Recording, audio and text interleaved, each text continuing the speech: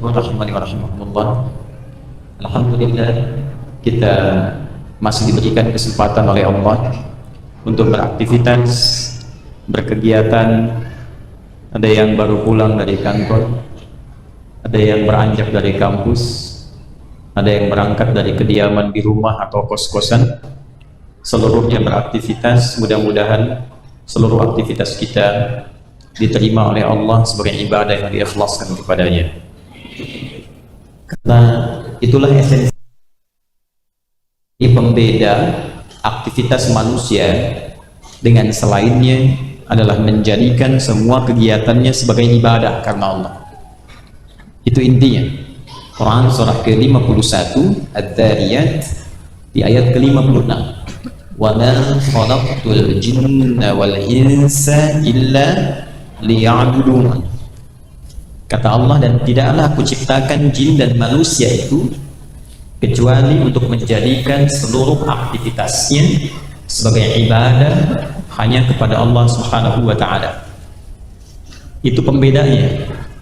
Jadi semua aktivitas kita, dari mulai bangun tidur sampai dengan tidur kembali, itu tujuan utamanya, apapun pekerjaannya sama. Makan, minum, berpakaian, bekerja, boleh jadi bekerjanya sama. Berangkat ke kampus, urusan yang sama. Naik angkot yang sama.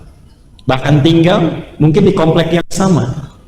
Tapi pertanyaannya, apakah semua kegiatan dari bangun tidur sampai tidur itu ada nilai ibadah nggak di dalamnya? Karena setiap perbuatan yang ditujukan untuk ibadah, maka dia berubah nanti kegiatannya menjadi amal soleh. Jadi minum itu aktivitas umum, tapi kalau kita niatkan minum itu sebagai ibadah, maka aktivitas minum itu berubah menjadi soleh. Maka amal itu aktivitas, amalnya berubah menjadi soleh, maka dikenal dengan amal soleh. Nah, yang mampu mengkreasikan kegiatan menjadi soleh, merubah, itu iman. Jadi kalau imannya tipis, kecil kemungkinan kegiatan menjadi saleh. Tak ada iman, mustahil saleh, amal saja nanti. Nah, orang-orang yang tak mampu memanfaatkan waktu yang diberikan untuk mengumpulkan amal itu menjadi saleh, walaupun dia dalam urusan dunia, minim bekal pulang untuk ke akhirat. Saya sering katakan di setiap kesempatan, mungkin di sini. Jadi bekal di setiap ruang dan waktu itu bisa jadi berbeda. Kita pindah di interdunia saja, di dalam dunia, dan dunia sudah beda. Dari Indonesia mau ke Amerika lebih beda, bahkan nilainya tak sama. Nah, sekarang Anda, saya, kita akan berpindah ke tempat selain dunia, meninggalkan dunia, maka jangan diharap bekalnya sama. Jadi begitu berpindah, pasti setiap tempat itu punya kekhasan tersendiri, punya hukum sendiri. Toilet di Bandung dengan toilet Kampung Rambutan itu bisa beda bayarnya, tempatnya tidak sama. Sekarang jangan harapkan masuk ke alam kubur saja itu bisa sama dengan konteks kehidupan dunia, beda. Tempatnya sudah sama, suasananya serupa, maka jangan dipersepsikan bekalnya sama dengan dunia, beda. Nah, bersyukurnya kita, saya tidak katakan beruntung, tapi lebih senang memilih kata bersyukur. Bersyukurnya kita, di dalam Islam itu dijelaskan, kalau pergi dari dunia caranya bagaimana, kalau ingin meninggalkan dunia dengan tenang seperti apa pekerjaan amalannya, kalau pindah setelah ke dunia itu, dari dunia pindahnya kemana, tempatnya bagaimana, bekalnya apa, itu tuntas dalam Islam dijelaskan. Dari dunia kita tinggalkan, pindah kemana? Halo? Kubur. Ditemukan nggak? Ditemukan. Afala ya'lamu idza bu'thira ma fil qubur. Bagaimana suasana di alam kubur? Digambarkan nggak? Ada. Yang menyenangkan, contoh Quran surah ketiga Ali Imran di ayat 169 sampai 171. Wala tahsabanna alladhina qutilu fi sabilillahi amwata bal ahya'un 'inda rabbihim yurzaqun فرحين بما آتاهم الله من فضله ويستبشرون بالذين لم يلحقوا بهم من خلفهم ألا خوف عليهم ولا هم يحزنون. Jangan engkau duga orang yang wafat meninggalkan dunia. Jadi wafat itu adalah gerbang perpisahan dengan dunia. Maaf, kita semua yang ada di sini akan meninggalkan dunia tidak? Mau ke surga tidak? Saya ulang, mau ke surga tidak? Orang yang mau ke surga pasti harus melewati kematian. Mau ke surga? Mau meninggal? Itu gak bisa dipilih. Kalau pengen ke surga pasti harus mau meninggal. Karena itu meninggal itu bukan pilihan, itu kepastian. Ya, jodoh bisa berikhtiar, itu pilihan. Baru Allah antarkan pada ketetapan. Tapi kematian itu kepastian sifatnya.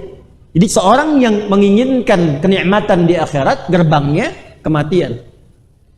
Ketika masuk fase itu kematian, maka disebut dengan maut namanya. Sebut dengan apa? Maut. Quran surah ketiga ayat 185. Kullu nafsin dha'iqatul maut. Nah, ini yang akan kedatangan maut, saya, Anda, kita disebut mayyit namanya. Mayyit. Ayat 30. Innaka mayyitun wa innahum mayyitun. Sungguh engkau adalah calon wafat, calon meninggal. Wa innahum mayyitun, dan semuanya akan wafat. Nanti ketika masuk ke alam kubur, kata Allah, ada kenikmatan luar biasa bagi orang yang telah menyiapkan bekal. Jadi kan begini logikanya. Anda nggak mungkin datang ke sini kalau nggak menyiapkan bekal dulu kan? Terus pantau situasinya. Bahkan lihat bagaimana trafiknya di jalan. Yang ini padat, belok ke sini. Yang ini penuh, cari alternatif, gitu kan? Baik, itu untuk menuju satu tempat saja di dunia. Gak mungkin Anda tiba ke sini kalau tidak mengenal jalannya. Menyiapkan bekalnya. Nah, gak mungkin bisa ke sini kalau nggak tahu situasi dan jalannya. Berbahagianya, bersyukurnya kita, alam kubur itu jelas di Al-Quran dibentangkan informasinya. Ini suasananya. Kalau bekalnya sudah kita kumpulkan, kita siap, maka masuknya enak. Jangan engkau duga orang yang menjadikan semua kegiatannya saat di dunia untuk mencari bekal persiapan pulang ke alam kuburnya sebelum ke akhiratnya, wafat begitu saja. Bal ahya'un, tapi dia di alam kuburnya akan diberikan kehidupan dengan fasilitas yang mewah. Inda rabbihim yurzaqun, dilimpahkan rizki yang tidak pernah berhenti. Farihina bima atahumullahu min fadlih. Saking banyaknya rizki yang dilimpahkan, dia merasakan kegembiraan yang luar biasa. Ini poinnya. Wa yastabshiruna billadzina lam yalhaqu bihim min khalfihim alla khaufun 'alaihim wa la hum yahzanun. Kalau dia mampu artinya nggak mampu. Kalau dia mampu, dia akan berikan informasi kepada temannya yang belum pulang, temannya yang belum wafat. Cepat nyusul sini, jangan tangisi saya, apalagi meratapiku. Jangan tangisi, jangan merapat. Kalau bisa jangan meratap, kalau bisa cepat nyusul gini. Di sini lebih indah, lebih enak dibandingkan dengan sekarang aktivitas yang sedang kau jalani. Lengkap. Cara meninggalnya dijelaskan.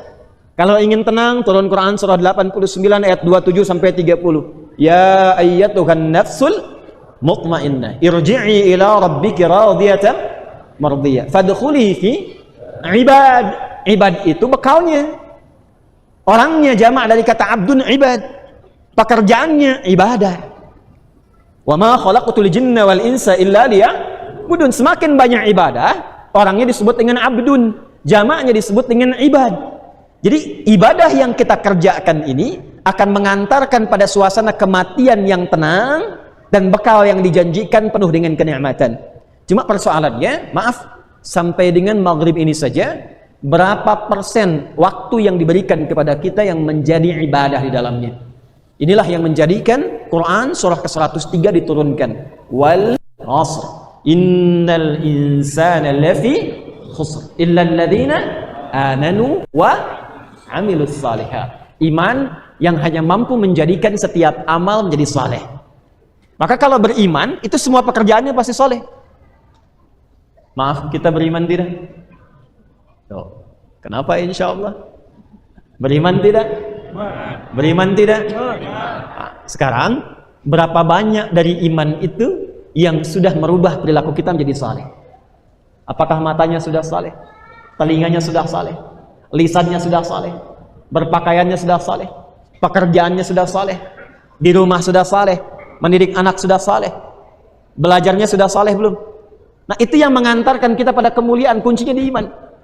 Untuk bisa menguatkan iman, supaya merubah semua kegiatan kita menjadi saleh, seperti dulu orang jahiliyah dirubah menjadi khairul ummah, maka Allah menurunkan satu panduan kepada Rasulullah SAW yang harus diajarkan pada semua umatnya dan diteruskan sampai dengan akhir zaman, sekalipun beliau telah meninggalkan dunia ini. Maka itulah Al-Quran. Itulah apa? Al-Quran, panduan kehidupan yang membimbing setiap hamba menjadi lebih baik dan berpotensi mendapatkan kesuksesan dan kebahagiaan di setiap tempat yang ia pijak. Maka dalam bahasa Arab disebut dengan hudan namanya. Apa namanya? Hudan. Maka Al-Quran diturunkan di hari mulia, bulan mulia, sebagai hudan, pedoman untuk semua manusia tanpa kecuali yang menginginkan kesuksesan dan kebahagiaan dunia dan akhirat. Maka turunlah Quran surah kedua Al-Baqarah di ayat 185. Syahrul Ramadhan alladzi unzila fihi al-Quran hudan linnas. Diturunkan Al-Quran di bulan Ramadan itu tujuan pokoknya bukan sekedar ingin mengangkat keistimewaan dan keagungannya, tapi ingin memberikan pesan penting di dalamnya bahwa ini pedoman hidup kita. Alhamdulillah, ini nggak bisa disangkal. Bacaannya abadi sampai dengan sekarang. Tak ada yang kurang satu huruf pun. Tak ada yang berubah satu titik kalimat pun. Dituliskan mushaf, isinya sama semua. Orang penghafal bisa dicek hafalannya sama semua. Maaf, saksi sejarahnya masih hidup. Rasulnya dibuktikan ada, tempat lahirnya ada, tempat hidupnya ada. Orang-orang yang dulunya berada dalam titik nadir keburukan jahiliyah berubah menjadi khairul ummah setelah diberi petunjuk oleh Al-Quran, dan semua sukses. Yang di birokrasi dapat capaian tertinggi. Yang bisnis gak nanggung, kekayaannya luar biasa. Yang di militer gak nanggung, 38 panglima, satu panglimanya bisa menaklukkan Persia dan Romawi. Dan kemanapun mereka berpijak, selalu membangun dan memakmurkan tempat di mana mereka berada. Itulah Al-Quran. Jadi Al-Quran itu solusi, bukan cuma bacaan.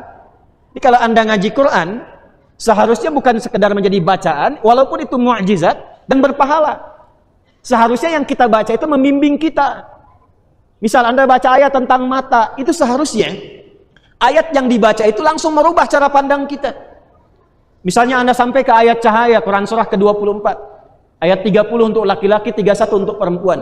Qul lil mu'minina yaghuddu min absarihim. Katakan pada pria-pria yang merasa punya iman. Atur pandangannya. Lihat yang baik-baik, yang tak baik jangan dilihat. Nah, dari sekian Anda menghatamkan Quran sampai ke ayat itu, berapa kali bacaan Anda yang bisa merubah cara pandang Anda? Jangan-jangan ayatnya dibaca, ada pahala bacaannya, tapi panduannya tidak digunakan. Itu yang jadi persoalan. Anda baca ayat tentang lisan, Quran surah 49 ayat 11. Ya ayyuhalladzina amanu la yaskhar qaumin qaum. Hai orang-orang yang masih merasa beriman kepada Allah, jangan saling mencela, kata Quran. Kok ayatnya bisa hafal? Surahnya hafal, tapi lisannya masih tajam pada saudaranya. Masih mampu berselisih. Yang paling menarik, sama-sama ngaji Quran, sama-sama ke majelis ilmu, tapi bisa saling mencela. Itu Quran mana yang diajarkan? Yarhamukallah. Yarhamukallah. Sekali lagi, dapat spidol. Ya ayyuhalladzina amanu. Seharusnya setiap yang dibaca itu jadi panduan. Nah sekarang, apa yang kita baca setiap hari, berapa banyak yang menghasilkan panduan dalam kehidupan? Karena itulah kemudian, penting kita dudukkan kembali cara kita mengaji Al-Quran. Dengan keimanan yang kita kuatkan, kemudian kita jadikan Quran sebagai solusi. Hadis Nabi Muhammad SAW. Kalau kita satukan Al-Quran dan sunnah jalan hidup Nabi sebagai pedoman dan solusi kehidupan, maka kalimatnya kurang lebih berbunyi Al-Quran, Sunnah, Solution, disingkat menjadi Aqsa. Dan inilah kajian yang selalu kita tampilkan di malam Jumat. Jadi setiap malam Jumat kita berevaluasi diri. Apakah selama sepekan kegiatannya sudah menjadi amal soleh? Apakah Quran sudah menjadi panduan kehidupan kita? Apakah sudah menjadi lebih baik? Dan ketika disampaikan pada malam yang mulia di setiap Jumat itu, sebelum masuk ke khutbah Jumat di hari Jumatnya dan dievaluasi, malamnya kita sudah menyiapkan diri menjadi orang yang lebih baik, sehingga Jumatnya pun lebih semangat dan lebih dekat dengan Allah Subhanahu wa taala. Ya. Nah, tidak cukup dengan amin, kita harus mulai dulu kajiannya. Alhamdulillah, ini mukaddimahnya. Ya, jadi saya antarkan dulu kenapa kita mengaji di setiap malam Jumat dengan kajian Aqsa, diharapkan ada capaian yang tadi disampaikan. Alhamdulillah, di kajian yang telah dimulai, telah sampai kita di ayat ke-26 surah Al-Baqarah. Bagi teman-teman yang baru bergabung, silahkan dilihat video yang sebelumnya, kemudian diperhatikan supaya ada runtutan pembahasan, dan langsung kita antarkan ke ayat ke-26 supaya kita tidak mengulang terlampau banyak, karena bukan hanya yang di sini yang mengaji, ada juga teman-teman kita yang tersambung live di kesempatan malam hari ini. Di sini saya berikan toleransi, tidak dicek dulu hafalan sebelum masuk, tapi insya Allah di pertemuan berikutnya setiap kita mengaji satu ayat, kita hafalkan ayatnya. Sepakat? Halo, sepakat? Sepakat ya? Jadi setiap kita mengaji, ayat yang mana? Ayatnya hafal ya. Jadi insya Allah satu pekan satu ayat, nanti tak terasa, bukan hanya hafal ayatnya, paham artinya, tahu tafsirnya, dan insya Allah siap mengamalkannya. Siap insya Allah? Baik ya. Baik, saya sudah melihat beberapa wajahnya. Jadi nanti begitu pertemuan berikutnya, ada komitmen yang sudah insya Allah saya perhatikan. Barangkali pertemuan berikutnya walaupun di Bandung, insya Allah saya akan minta kepada panitia, di teman-teman satu saf dan saf muslimah, tolong nanti ditempatkan di setiap pintu masuk untuk mengecek hafalan sebelum masuk ya. Anda tidak hafal, boleh ikut di luar. Baik. Saya berikan sinopsisnya sebentar sebelum kita sambungkan. Bismillahirrahmanirrahim. Quran surah kedua Al-Baqarah di ayat ke-26, sekarang akan disambungkan ke ayat ke-27. Kita baca terlebih dahulu, saya bacakan, Anda boleh mengikuti. Kita ambil dan mohonkan keberkahannya dulu dengan bacaan ayatnya. A'udzu billahi minasy syaithanir rajim.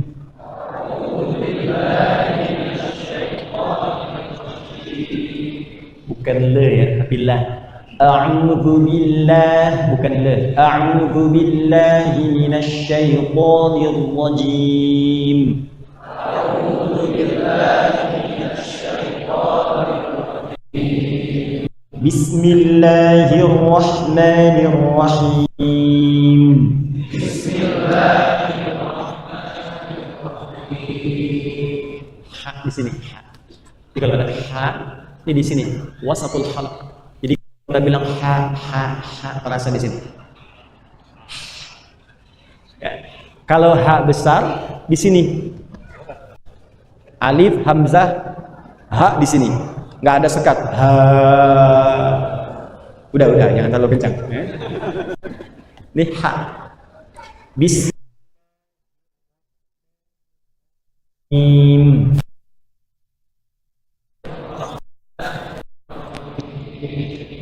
Inna Allah la yastahi an yadriba mathalan ma ba'udatan fama fawqaha.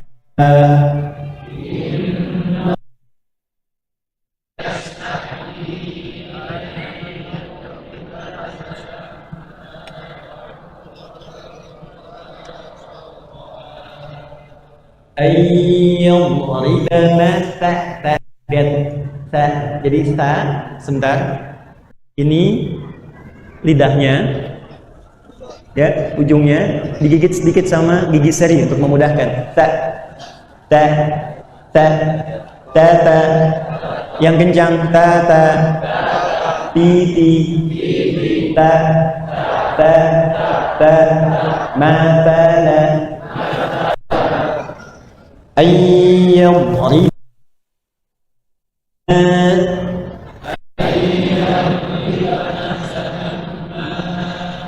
ba'udatan fama fawqaha.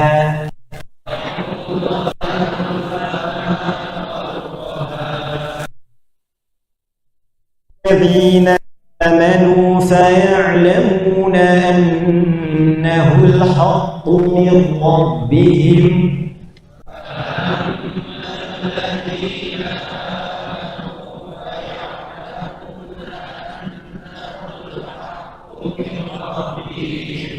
وأما الذين كفروا فيقولون ماذا أراد الله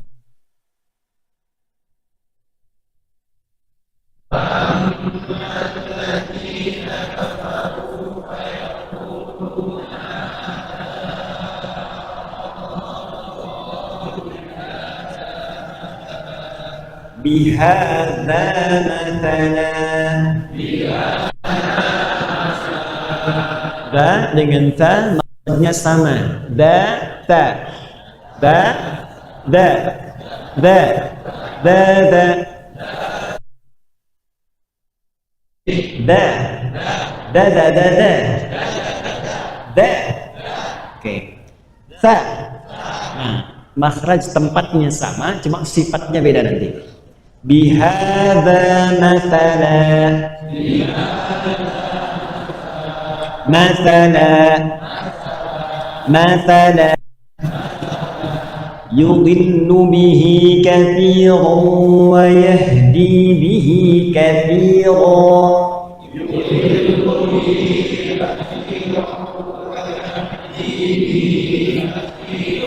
Katsiran. Ingat, bukan si tapi ti. Kalau si kasira itu katsira banyak. Jelas ya? Yudhillu bihi katsira.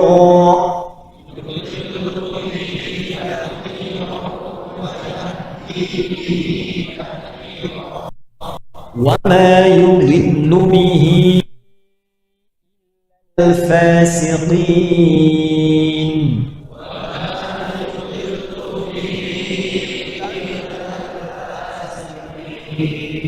Baik, selesai.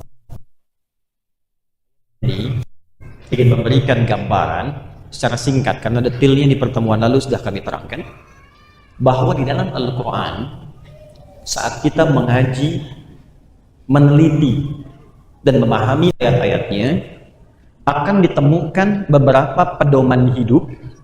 Ingat, posisikan selalu Al-Quran sebagai pedoman hidup, bukan sekedar kita bacaan. Coba sebentar ya, saya ingin share dulu sesuatu yang sangat penting. Baik, jelas? Belum saya terangkan gimana jelasnya. Lihat sini, walaupun tidak terlalu terlihat, nanti coba dicek di layar atau nanti simak kembali di ulasan ceramah di YouTube ya, Yadiat Official. Perhatikan baik-baik, fokus sebentar. Cara berinteraksi dengan Al-Quran, kalau kita ingin jadikan itu sebagai pedoman kehidupan, sekedar bacaan, maka kita bisa gunakan metode tematik, diruntut. Tematik itu dibagi dua. Bisa nanti dasarnya rutinitas yang kita kerjakan dari mulai bangun tidur sampai dengan tidur kembali. Kurang lebih demikian. Nanti di sini dibagi ke dalam dua pokok utama.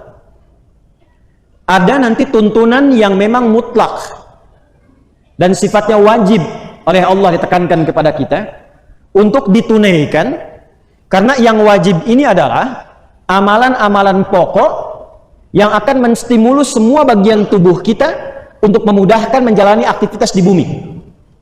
Itulah yang disebut dengan ibadah-ibadah mahdhah, ibadah-ibadah pokok. Baik yang terkait dengan fisik, nanti ada ibadah fisikal seperti sholat. Di sholat itu saat dikerjakan bukan sekedar ibadah formalitas, bukan sekedar kewajiban formal yang saat dikerjakan mengangkat beban kewajiban kita, menghilangkan dosa, melahirkan pahala. Bukan seperti itu saja. Tujuan besarnya itu nanti di balik ibadah sholat, semua bacaan dan gerakannya kalau kita pahami itu mengantarkan semua bagian tubuh kita itu untuk memudahkan mencapai dan menjalani semua aktivitas kehidupan. Misal, Anda kalau dengar bacaan yang dikumandangkan dalam azan setelah hayya 'alas shalah, apa kalimatnya? Hayya 'alal falah. hayya 'alas shalah, ayo salat. Anda tanya kenapa mesti salat? Allah nggak jawab itu kewajiban, bukan. Tapi hayya 'alal falah. Ternyata desain salat itu mengantarkan pada kesuksesan dan kebahagiaan. Falah itu kalau bahasa Inggrisnya success and happiness. Jadi Anda diminta sholat, kita diminta sholat, ternyata semua rahasia di balik sholat itu, kalau kita terapkan dalam hidup, itu akan mengantarkan pada kesuksesan dan kebahagiaan di aktivitas manapun. Makanya amalan pertama yang dilatih oleh Nabi, dan diberikan oleh Allah sebelum hijrah, itu sholat. Lewat peristiwa Isra Mi'raj. Nanti di bab lain, saya sudah pernah terangkan di bab kajian tentang sholat, itu kami bahas dari mulai wudhu, dari takbir sampai dengan salam. Apa bacaannya? Bagaimana gerakannya, apa hikmahnya, apa esensinya. Dari berdiri aja begini, kalau kita pelajari dengan benar, kan diatur betul itu. Kenapa kakinya tidak terlampau lebar, kenapa tidak terlampau rapat, kenapa sejajar dengan bahu, itu ada maknanya. Nah, turunkan itu jadi amalan pokok di sini. Nanti ada yang terkait dengan harta, namanya zakat. Ada ibadah fisik, tadi sholat. Ada terkait harta, seperti zakat. Ada pengelolaan nafsu, supaya spiritual kita bisa dikendalikan dengan baik. Lalu mengendalikan semua bagian tubuh kita, supaya bisa berkarakter yang ideal. Mata baik, telinga baik, lisan baik, kaki baik. Contoh ibadah pokoknya apa? Puasa misalnya. Ada gabungan kesemuanya dari segi esensi. Fisiknya ada, butuh harta, butuh kesabaran, butuh pengelolaan nafsu, itu haji dan umrah. Nah, semua desain ibadah ini, itu bukan sekedar ibadah ritual. Tapi isinya, hikmah dari semua ibadah ini, itu mengantarkan panduan-panduan cepat yang membimbing kita untuk cepat mendapatkan apa yang ingin kita raih. Ini desainnya. Maka supaya efektif, keluarkan semua bimbingan ini, dari Al-Quran sebagai pedoman. Nanti detil pelaksanaan teknis dari tafsir Al-Quran itu, lihat detilnya dalam hadis, dalam sunnah. Contoh begini, kita setiap hari sholat kan? Halo, kenapa pada tegang begini? Setiap hari sholat? Hah? Berapa waktu? Berapa rakaat? Pertanyaan saya, dari setiap kali kita sholat sampai ribuan kali ruku dan sujud sampai detik ini, pernah nggak mengeluarkan ayat-ayat sholat dalam Al-Quran? Pernah nggak dikeluarkan panduannya? Huh? Ayatnya. Jangan-jangan kita baca, tapi bacaan itu nggak dipahami. Contoh kecil begini, contoh kecil nih. Satu ayat aja. Buka Quran surah 29 ayat 45. Quran surah ke-29 Al-Ankabut ayat 45. Utslu ma uhiya ilaika minal kitab. Utslu ma uhiya ilaika minal kitab aqimis shalah. Ada ayatnya? Sebelum Anda sholat, ini kata Al-Quran. Baca dulu, utslu itu dari kata tilawah. Baca, pahami, setelah paham amalkan, itulah tilawah. Kalau Anda mau sholat, kata Al-Quran, baca dulu, pelajari bacaan-bacaan sholat, gerakan-gerakan sholat. Setelah itu pahami. Kalau takbir, pahami apa artinya takbir, kenapa maksudnya takbir, supaya mengerti. Nah, setelah paham itu tunaikan sholat. Sholat yang dipahami setiap bacaannya itu yang kata Al-Quran melahirkan kekhusyuan, sehingga dampaknya membuat kita tercegah dari perbuatan keji dan mungkar. Maka ujung ayatnya setelah kalimat wa aqimis shalah, innas sholata tanha 'anil fahsya'i wal. Nah, fahsya wal munkar itu bisa didapatkan kalau ngerti bacaan dan gerakannya. Dan itu bisa mencegah kita dari hal-hal yang mempengaruhi kehusyuan dalam sholat. Karena mengerti, itu yang menjadikan Abu Bakar baru takbir Allahu Akbar, saking pahamnya bacaan takbir sampai gemetar dan menangis. Aku menetapkan Engkau maha besar ya Allah, tapi kadang aku merasa besar sebelum sholat dari teman sendiri. Angkuh terhadap orang lain, merasa yang paling hebat, merasa yang paling berkuasa, merasa yang paling dominan. Sementara ketika datang dalam sholat mengatakan Allahu Akbar, apa nggak malu tuh? Nah, itulah satu ayat. Nanti teknisnya diajarkan oleh Nabi lewat apa? Lewat sunnah. Hadis Muslim misalnya nomor hadis 397. Bagaimana memulai sholat?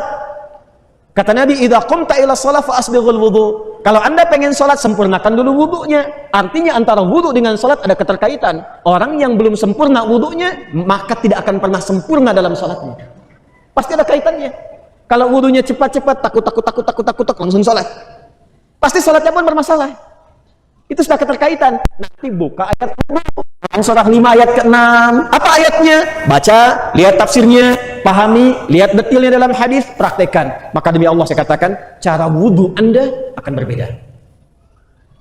Pasti akan dinikmati. Ini contohnya yang pokok. Paham insyaallah?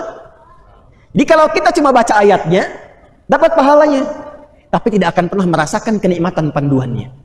Maka silahkan keluarkan dari mulai yang pokok ini, baru setelah itu turunkan amalan-amalan spesifik yang Anda jadikan sebagai rutinitas dalam kehidupan. Contoh cepat dan saya tutup sebelum adzan Isya, Anda yang aktif di dunia usaha, kenapa nggak mengeluarkan ayat-ayat bisnis dalam Al-Quran? Ayat usaha. Apa tuntunannya? Bukankah yang dulu sahabat Nabi mempraktekkan ini untung semua?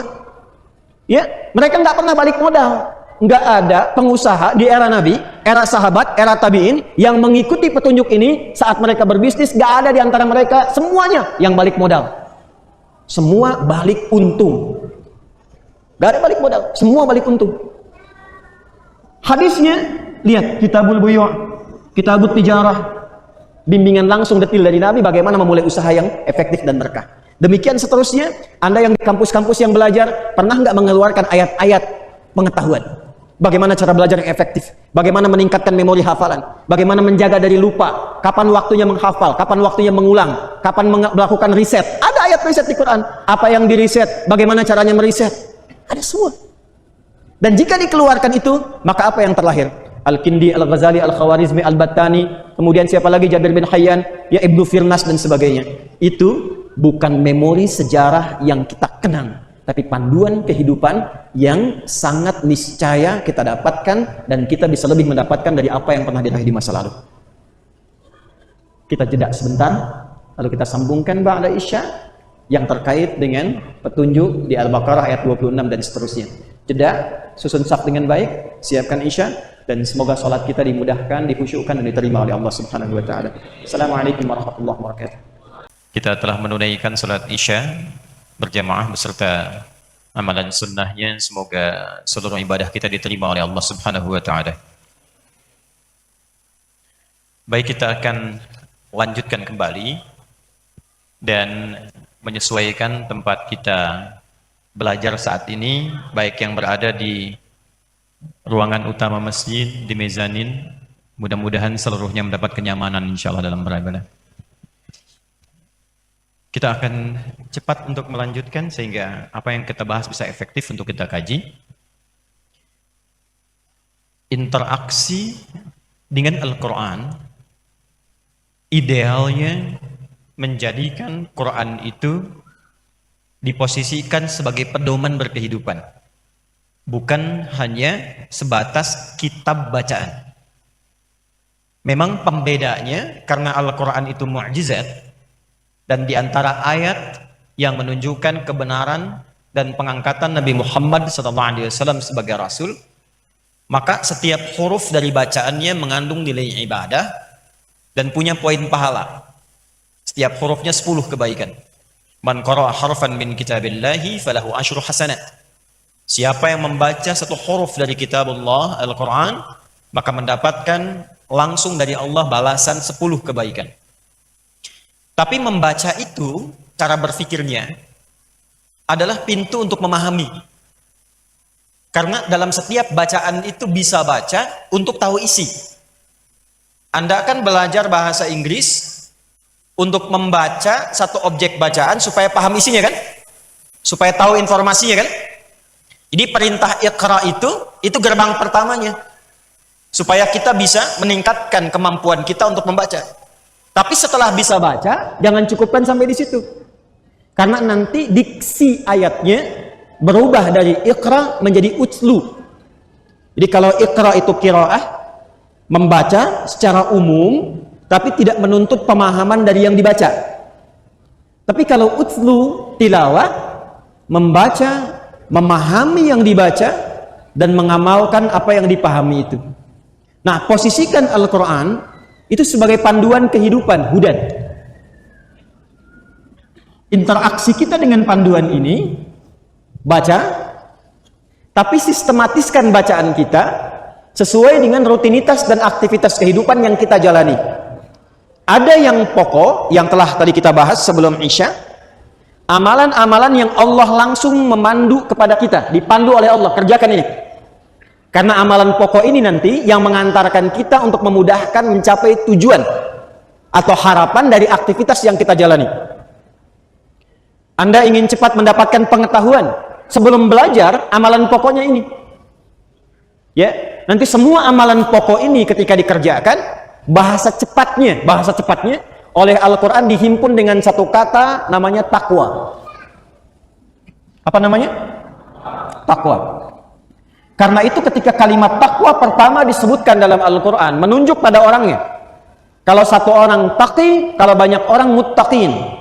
Kalimat muttaqin pertama ada di Al-Baqarah di ayat yang kedua.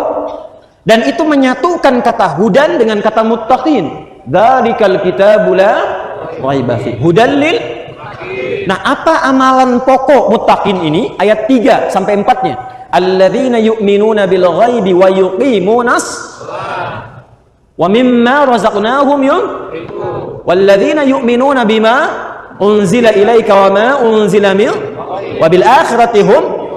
Kalau mampu kita mengerjakan itu konsisten, ayat 5-nya, ulaika ada hudam mir rabbihim. Amalan-amalan ini, amalan takwa ini nanti akan menjadi katalis yang mengantarkan kita pada kemudahan beraktivitas. Ujungnya apa? Wa ulaika humul muflihun, sukses dan bahagia. Karena itu kalau Anda keluarkan kata takwa dan derivasinya di Quran, ditemukan sebanyak 240 kali. Di 240 itu dibagi sesuai dengan aktivitas hidup kita. Bisa lihat misalnya ada yang mahasiswa nih. Berarti objeknya pengetahuan kan? Bagaimana mempercepat ilmu itu supaya mudah untuk kita dapatkan. Ternyata modal pertamanya bukan belajar. Belajar itu ikhtiarnya. Tapi modal pertama yang menguatkan kita untuk mudah mempelajari apa yang akan kita kaji, itu takwanya. Maka muncullah kemudian panduan kepada kita Quran surah kedua Al-Baqarah misalnya di akhir ayat 282. Quran surah 2 akhir ayat 282 paling kiri sebelah bawah. Wattaqullaha, tingkatkan takwamu kepada Allah. Bagaimana cara meningkatkannya? Ini. Tambah salatnya dari yang fardu dengan sunnah, rajin tahajud, salat duha, rawatib kerjakan. Perbanyak bacaan Al-Quran. Infak. Dulu Imam Nawawi Al-Bantani kalau mau belajar itu, mau ngaji, infak dulu. Diniatkan supaya tidak melihat aib gurunya. Maka apa yang terjadi? Wattaqullaha, tingkatkan takwamu kepada Allah, wa yu'allimukumullah. Maka Allah akan mempercepat mengajarkan kepada Anda pengetahuan-pengetahuan yang ingin Anda raih. Dan itu pasti sifatnya, karena Allah yang menyampaikan. Demikian yang lainnya. Jika Anda ingin beraktivitas berdagang misalnya, ya, berniaga, keluarkan ayat-ayat niaga. Anda apa profesinya? Keluarkan ayatnya, lihat detailnya dalam hadis. Dari mana menemukan detail di hadis? Di kitab hadis. Makanya ngaji hadis itu bukan sekedar begini, ini Sahih Al-Bukhari, ini Sahih Muslim, ini yang paling sahih. Tidak begitu caranya. Para ulama itu sudah menyusun kitab hadis berdasarkan klasifikasi kehidupan kita. Kalau Anda membutuhkan bimbingan komprehensif setiap tematik, maka larinya kemana? Namanya kitab Jami'. Jami' itu yang paling populer apa misalnya? Namanya Sahih Al-Bukhari, Sahih Muslim, itu kitab Jami'. Jami' itu artinya yang menghimpun tema-tema kehidupan secara umum. Karena itu di Sahih Al-Bukhari ada 97 tema. 97 topik. Karenanya disebut kitab Jami'. Al-Jami' As-Sahih Al-Musnad Al-Mukhtasar min umuri Rasulillah sallallahu alaihi wasallam wa sunanihi wa ayyamihi. Itu nama aslinya Sahih Al-Bukhari. Coba ulangi. Al-Jami' As-Sahih Al-Musnad Al-Mukhtasar. Kitab ini isinya komprehensif, berisi banyak tema. Tema-temanya, panduannya tersambung kepada Nabi. Saya tampilkan dengan singkat, berisi kegiatan Nabi, hariannya Nabi, dan kegiatan Nabi selama 24 jam. Yang bisa dikumpulkan oleh Al-Imam Al-Bukhari. Maka di balik tema itu ada 97 nanti. Tema tentang meningkatkan iman, kan suka banyak nanya tuh. Bagaimana cara menaikkan iman dan bagaimana menjaga supaya nggak turun, supaya nggak malas ibadah. Maka topik yang kedua namanya Kitabul Iman, 57 hadis. Saya mau ngaji ayat-ayat tentang meningkatkan ilmu. Mana hadisnya? Kitab nomor ketiga, topik ketiga, Kitabul Ilmi. Di situ disebutkan, diberi petunjuk. Bahkan Nabi mengajarkan ibu. Nabi itu punya waktu pengajian untuk ibu-ibu hari apa? Kenapa dipilih hari itu? Cara kita membuka hafalan bagaimana? Datang ke majelis ilmu bagaimana? Memuliakan guru seperti apa? Sampai dikeluarkan kemudian dari bab itu oleh para ulama kita. Imam An-Nawawi sampai ngarang satu kitab. Namanya At-Tibyan fi Adab Hamalatil Quran. Dikeluarkan dari situ. Maka jadinya seperti orang-orang hebat yang kita temui sekarang. Kita dapati karyanya. Begitulah cara muslim berinteraksi. Itu yang dimaksud udkhulu fis silmi kafah. Di kita bangun tidur aja udah ada panduannya. Dipakai enggak gitu? Doanya dibaca, tapi dipahami enggak? Bangunnya emang jam 3. Alhamdulilladzi ahyana ba'da ma amatana wa ilayhi nusyur. Begitu nusyur jam 5. Dipahami enggak doa itu? Itu kalau dipahami kalimat singkat tapi padat. Terima kasih ya Allah yang telah memberikan aku kesempatan untuk hidup sesuai ajal. Sekalipun engkau dapat mewafatkan aku dalam tidur tadi. Aku berjanji di hari ini wa ilaihin nusyur. Nusyur itu menyebar untuk mencari bekal. Aku berjanji hari ini untuk mengumpulkan bekal yang siap kapanpun dipanggil aku untuk pulang. Makanya malamnya sebelum tidur Nabi mengajarkan evaluasi. Dicek, tadi sholatnya belum sempurna, belum jamaah. Besok kalau hidup saya akan jamaah. Barusan tadi sholat rawatibnya ada yang kurang. Besok kalau Allah kasih hidup saya akan kerjakan. Yang kurang-kurang diistighfari. Nabi contohkan 70 sampai 100 kali. Astagfirullahaladzim, astagfirullahaladzim, astagfirullahaladzim. Makanya tidurnya enak, nyaman. Begitu bangun, sudah punya rencana. Besok ini akan saya kerjakan. Itulah muslim. Itulah muslim. Di mana kita dari semua itu? Nah, metode Al-Quran, uslubul Quran, dalam membimbing kita menjalani kehidupan itu, di antara contohnya supaya kita tidak merasakan jenuh membaca Quran, bosan mengkaji Al-Quran, kalau pahamnya, maka ditampilkanlah berbagai uslub, metode-metode untuk menampilkan pedoman dalam berkehidupan. Ada yang langsung secara teori dibimbing, ada yang menampilkan kisah-kisah di masa lalu, dan ada yang menampilkan perumpamaan-perumpamaan. Tuh, saking dahsyatnya bunyi itu. Ada yang menampilkan perumpamaan.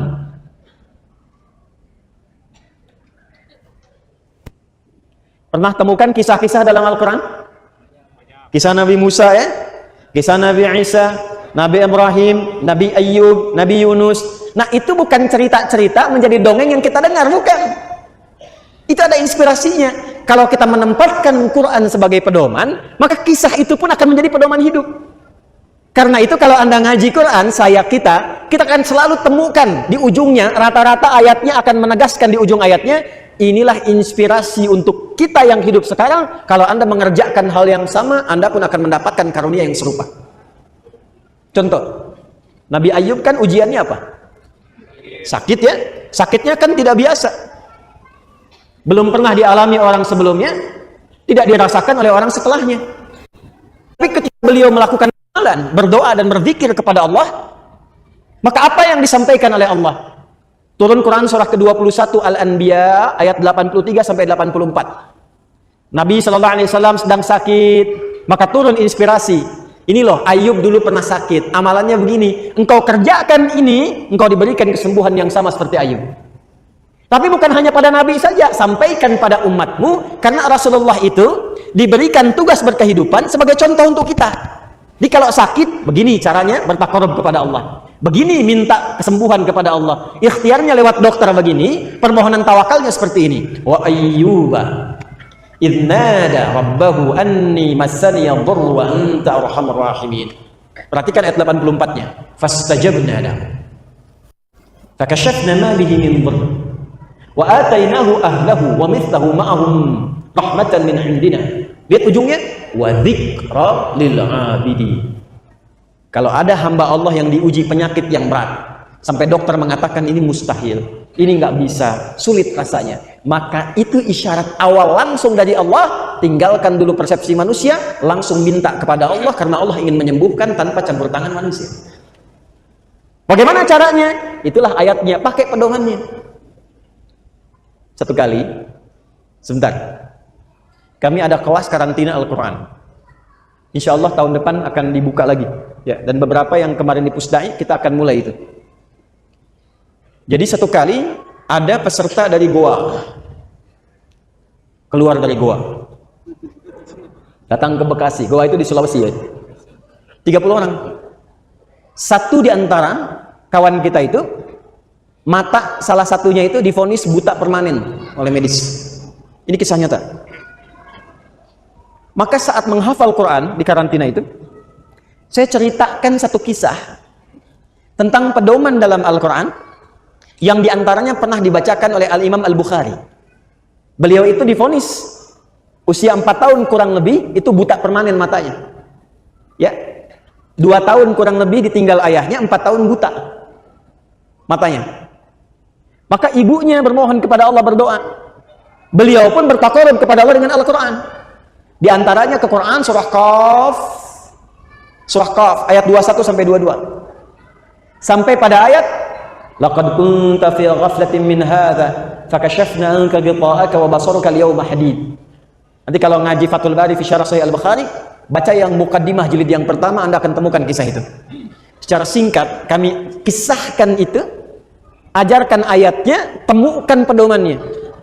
Teman kita itu membaca, memahami, mengamalkan, bertakarub kepada Allah. Tiba kemudian beliau masuk ke kamar mandi, mau mandi, kaget keluar dengan handukan, langsung lempar gayung, teriak Allahu Akbar. Ini kisah nyata. Rupanya yang mata kanan ini terbuka kembali, bisa melihat lagi. Ini kisah nyata. Nah, poinnya apa? Saya ingin mengajak, tempatkan Quran sebagai pedoman hidup. Dan la raiba fi, jangan ragu. Kalau ragu nggak dapat nanti. Jangan ragu. Ya apa yang mau diragukan? Qurannya ada, mushafnya ada, Rasulnya dibuktikan dengan sejarah ada, umatnya ada, orang suksesnya ada, peninggalannya ada sampai sekarang. Dan orang-orang yang mengambil manfaat dari Quran sukses sampai hari ini. Mau ibadahnya, akhlaknya, perilakunya sukses. Nah, ada di antara ayat Quran itu yang sifat pedomannya menampilkan perumpamaan. Ada yang mencontohkan cara berpikir dengan lalat misalnya. Seperti Quran surah ke-22 ayat 73. Paling kanan sebelah atas, halaman 341 di mushaf. Ya ayyuhan nasu duriba mathalun fastami'u lah. Ada ayatnya? Hai semua manusia, kata Allah, aku contohkan engkau cara berpikir yang logis. Jadi kalau orang ngaji Qurannya benar, logikanya pasti akan terangkat, terasah. Nggak ada orang Islam yang ngajinya benar, yang logikanya lemah. Kuat logikanya, bisa mencerna sesuatu dengan cepat. Ya, kata Allah, bagaimana kamu bisa menuhankan sesuatu yang lebih lemah dari kamu sendiri? Bahkan menyingkap lalat pun yang hinggap padanya, itu tak mampu. Ya, mencipta lalat apalagi? Quran ingin mengatakan begini, secara logika, maaf ya, antara Tuhan dengan makhluk harus sama atau beda? Sama atau beda? Jadi tidak boleh ada satu sifat pun di makhluk melekat kepada Tuhan dengan cara yang sama, tidak boleh ya, dengan sifat yang serupa, nggak boleh ya. Maka cuma ada di Quran kalimat laisa kamitslihi syai'un wa huwas samiul basir. Nggak boleh ada sifat yang sama sedikit pun antara Khalik dengan makhluk. Jadi maaf, kalau Tuhan kuat maka makhluk harus lebih lemah ya. Nggak boleh kan makhluk lebih kuat daripada Tuhan? Halo? Harus beda ya? Baik. Kalau Tuhannya misalnya, maaf, kalau manusia berpasangan, maka Tuhan berpasangan tidak? Tidak. Kenapa? Karena harus beda. Kalau sama, berarti ada potensi makhluk bisa menjadi Tuhan. Jelas? Kalau manusia melahirkan, Tuhan boleh melahirkan? Kalau manusia dilahirkan, Tuhan boleh hasil kelahiran? Tidak, karena harus beda. Kalau sama, berarti ada potensi makhluk jadi Tuhan. Nah, di antara logika ayat ini, kalau manusianya itu punya kekuatan, maka Tuhan harus lebih kuat. Nggak boleh yang dipertuhankan lebih lemah dibandingkan makhluknya. Contohnya bagaimana?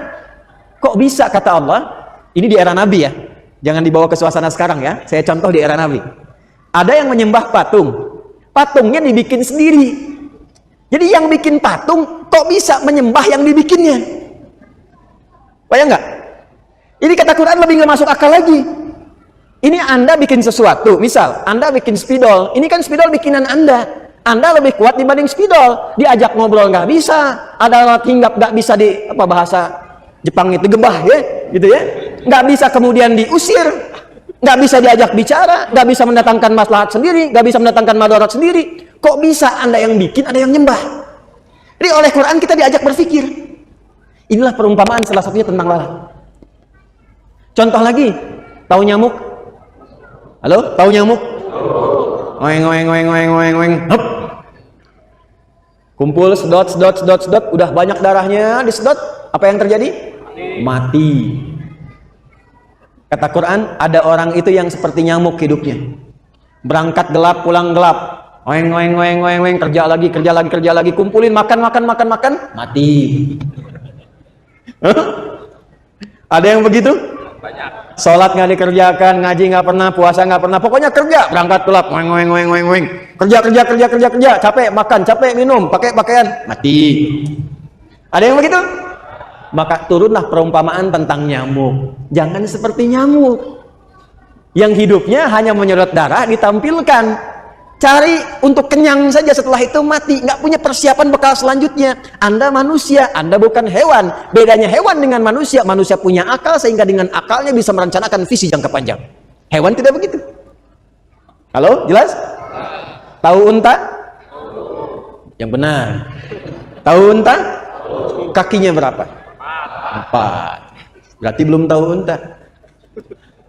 Tahu unta? Kakinya berapa? 4. Belum tahu unta. Terakhir, tahu unta? Kakinya berapa? Kok jadi 2? Berarti betul-betul nggak tahu unta. Terus saya tanya lagi, nggak ada kakinya gitu ya. Makanya kenapa ada perumpamaan tentang unta? Dan menariknya begini, ketika diminta meriset unta, kalimatnya ibil. Afala yanzuruna ilal ibili kaifa.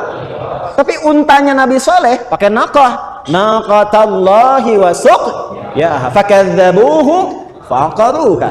Tapi kalau menganalogikan unta masuk ke lubang jarum pakai jamal, hatta yalijal jamalu fi sammil khiyat. Kok bisa berbeda-beda namanya?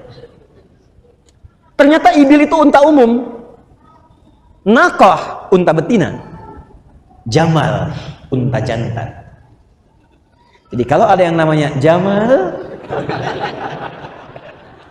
artinya ganteng. Ingat, ada alifnya, jamal. Itu artinya ganteng, indah. Tapi kalau pendek, jamalun, unta jantan. Hati-hati kalau umrah ya. Misalnya Anda namanya Jamal, umrah ditulis di visanya pendek, jamalun. Itu begitu masuk imigrasi Saudi, ntar petugasnya bingung. Nah, jamal unta jantan. Kalau unta sudah mulai fokus membawa beban, ada beban di pundaknya, itu berubah namanya menjadi ba'ir. Apa namanya? Lihat sini. Unta secara umum ibil. Saya pernah ngaji tafsir dengan beberapa mahasiswa. Mereka ngaji dengan saya di Tripoli. Lalu saya ajak praktek tafsir tentang hewan ke kebun binatang. Ini sering saya kisahkan kisah ini. Ya, sebentar ya. Saya ajak kemarin anak-anak SD dari AIS ke kebun binatang di Bandung supaya riset juga. Coba yang di Tripoli, saya bagi kelompok berdasar hewan dalam Quran. Kelompok unta, konsultasi pada pawang, tanyakan. Ternyata menurut keterangan pawangnya, dan ini benar, unta ini kakinya bukan 4 tapi 2. Yang depan tangannya, yang belakang 2 kakinya. Menariknya, satu, kaitan dengan kaki ini riset. Kaitan dengan kaki, kalau dia tidak membawa beban, maka kalau dia ingin duduk, apa yang dia lakukan? Dia akan mendahulukan yang depannya dulu, seperti ini, baru kemudian yang belakang kakinya. Tapi kalau dia membawa beban, maka dia akan dahulukan belakangnya, kakinya, baru kemudian depannya. Kenapa ini penting untuk diketahui? Karena nanti dalam hadis tentang sholat, dari i'tidal akan ke sujud, ada 2 keterangan. Masih ingat hadisnya? Yang hadis riwayat Wa'il bin Hujur terdapat dalam Sunan Abu Daud, nomor hadis 838, paling kanan sebelah bawah di kitabnya. Nabi menyampaikan, atau kama qala Rasulullah sallallahu alaihi wasallam, "Idza sajadta fala tasjud kama yabrukul ibil." Kalau Anda ingin sujud, maka jangan sujud seperti duduknya unta. Falyadha rukbatayhi qabla yadayhi. Maka dahulukan lututnya sebelum telapak tangannya. Kalau Anda baca hadis ini, maka yang didahulukan lutut, bukan telapak tangan. Tapi kalau Anda baca nomor hadis 840 dari sahabat Abu Hurairah di kitab yang sama, hadisnya berbunyi demikian, atau kama qala Rasulullah sallallahu alaihi wasallam, "Idza sajadta fala tasjud kama yadrukul ba'ir, falyadha yadayhi qabla rukbatayhi." Kalau Anda mau sujud, jangan sujud seperti duduknya unta. Problemnya terjemahan, sama-sama unta. Padahal lafaz hadisnya beda. Maka dahulukan telapak tanganmu sebelum lututmu. Maka problemnya, yang baca terjemahan hadis riwayat Abu Hurairah, dia akan mendahulukan telapak tangan, baru lutut. Yang baca dari Wa'il bin Hujur, dia dahulukan lutut, baru kemudian telapak tangan. Tapi kalau dia membaca dua-duanya, nggak tahu ilmunya, dia akan katakan, ini kontradiktif, di mana yang didahulukan? Maka terjadilah kisah nyata, suami istri tidak saling sapa dan saling tengok semalaman, gara-gara persoalan lutut dan telapak tangan. Ini terjadi di Bekasi, awal-awal saya datang. Problemnya sederhana. Suami pulang dari kantor, mungkin kemalaman seperti saat ini, di masjid sudah selesai, pulang ke rumah. Begitu sholat isya, bagus suami istri melihat. Begitu akan sujud, ternyata suami sujud dengan menggunakan lutut duluan. Sami'allahu liman hamidah, Rabbana walakal hamd, Allahu akbar, lutut dulu. Istri melihat, penglihatannya begitu tajam, tak terkendali. Begitu salam, tak pakai mukaddimah. Dah pakai mukaddimah datang, papa tadi sholatnya salah. Kan laki-laki kata Quran, ar-rijalu qawwamuna 'alal nisa, pemimpin. Apa ciri khas pemimpin? Tidak mau dipimpin. Menerima masukan, tidak menerima saran, kan? Karena masuknya keliru, papa salah. Kenapa masalah? Harusnya tadi bukan lutut, telapak tangan dulu. Apa jawab suami? Suami membela, defense, bertahan. Kata suami, mama yang nggak baca hadisnya. Padahal dua-duanya nggak baca. Betul, si istri ngaji di pengajian A, suami di B. Itu nggak sapaan semalaman, besoknya datang kepada kami, datang ke saya. Begitu saya terangkan, Pak, bapak yang pakai lutut, nomor hadis 838 dari Wa'il bin Hujur. Ibu yang pakai telapak tangan dari Abu Hurairah, nomor hadis 840, kitabnya kitab yang sama, ini kitabnya. Hehe, senyum. Tapi saya terangkan kemudian, Wa'il bin Hujur itu lebih dulu masuk Islam dibandingkan Abu Hurairah. Saat masuk Islam, nabinya masih segar. Ikut perang Badar, perang Uhud, belum punya masalah di lututnya. Maka ketika beliau sujud, sujudnya pakai lutut. Karena itu yang diungkapkan Ibil. Tapi ketika Abu Hurairah masuk Islam, usia Nabi 60 tahun. Abu Hurairah itu masuk Islam tahun ke-7 Hijrah, 3 tahun sebelum Nabi meninggal. Nabi wafat kurang lebih usia 63 tahun. Di usia 60 tahun ini sudah punya persoalan di lututnya. Makanya riwayat-riwayat sering menyampaikan Nabi sholat kadang nyender di tiang, kadang pakai tongkat, karena punya masalah di lutut. Karena punya masalah di lutut, turunnya sulit. Maka yang turun pertama kali dengan telapak tangannya.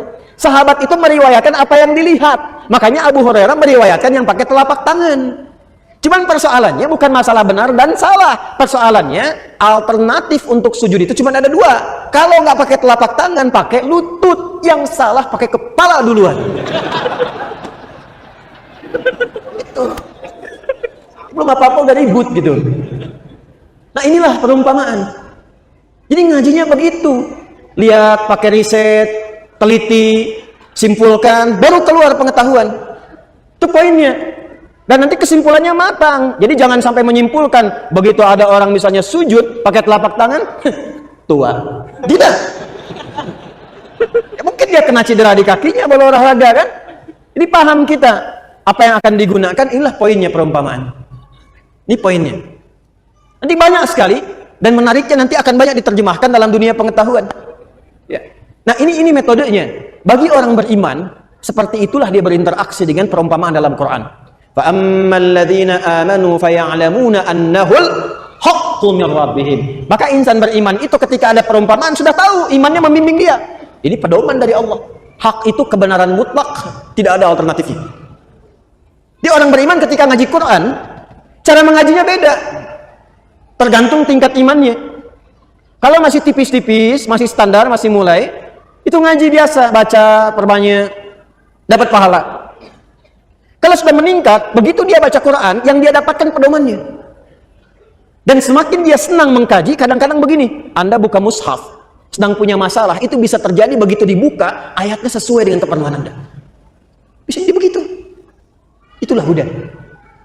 Maka cara kita berinteraksi dengan Quran, kata Allah, gunakan imannya. Dan posisikan setiap surat, bahkan saat baca pun, posisikan ayat itu untuk Anda. Makanya nanti para ulama membuat bab namanya Fadailul Quran, keutamaan ayat-ayat Quran secara tematik. Kalau sedang sedih, ayatnya apa? Kalau sedang mengandung, ayatnya apa? Kalau sedang merawat anak-anak, tuntunannya apa? Ibu, bu, ya, sudah berapa lama jadi ibu? Pernah enggak mengeluarkan ayat-ayat Quran tuntunan menjadi ibu? Katanya ingin menjadi ibu yang solihah, tapi kenapa panduan solihahnya tidak pernah dikeluarkan untuk diamalkan? Makanya kalau ibu bikin pengajian, materinya nggak usah tinggi-tinggi, fikih jihad, ya? Fikih ekonomi, nggak usah tinggi-tinggi.